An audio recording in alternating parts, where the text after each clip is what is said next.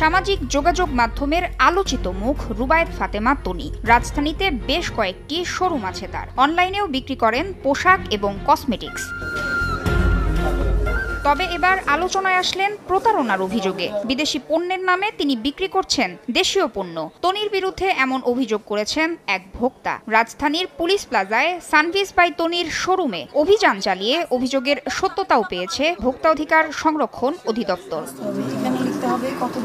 অভিযানে পণ্য আমদানির কাগজ দেখাতে ব্যর্থ হয় বিক্রেতা। ভোক্তা অধিকার জানায়, তৈরি পোশাক বিক্রির লাইসেন্স নিয়ে অবৈধভাবে বিভিন্ন কসমেটিক্সও বিক্রি করা হতো এই আউটলেটে। বেশ কয়েকটি অভিযোগ এসেছে এই প্রতিষ্ঠানের বিরুদ্ধে যে পাকিস্তানি ড্রেস তারা অনলাইনে বিক্রি করে, কিন্তু ডেলিভারি দেওয়ার সময় ঠিক তারা দেশি যে ড্রেস সেগুলো পাকিস্তানি নামে বিক্রি করে আসছে দীর্ঘদিন যাবত। এর প্রেক্ষিতে অধিদপ্তরের আমাদের যে সহকর্মী রয়েছেন ইনি নোটিশ জারি করেন শুনানির জন্য। নোটিশের প্রেক্ষিতে তারা কোনো রেসপন্স করে নাই। আমাদের কাছে সন্দেহ হচ্ছিল এই কারণে যে যেহেতু তারা নোটিশ পাওয়ার পরও কোনো রেসপন্স করছে না, তাহলে অভিযোগের সত্যতা হয়তো যথাযথ হতে পারে।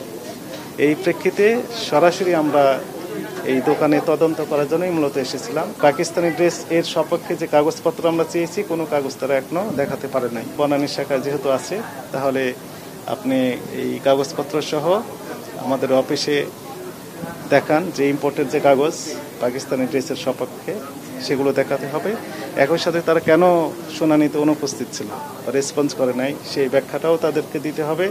এবং কতগুলো কাস্টমারের কাছে এই ড্রেস বিক্রি করেছে এবং তাদের ইম্পোর্ট প্রাইস কত ছিল, তারা কি পরিমাণ লাভ করছে, এই বিস্তারিত তথ্য আগামী দিন সকালে অধিদপ্তর উপস্থিত ব্যাখ্যা দেওয়ার জন্য নির্দেশনা দেওয়া হলো।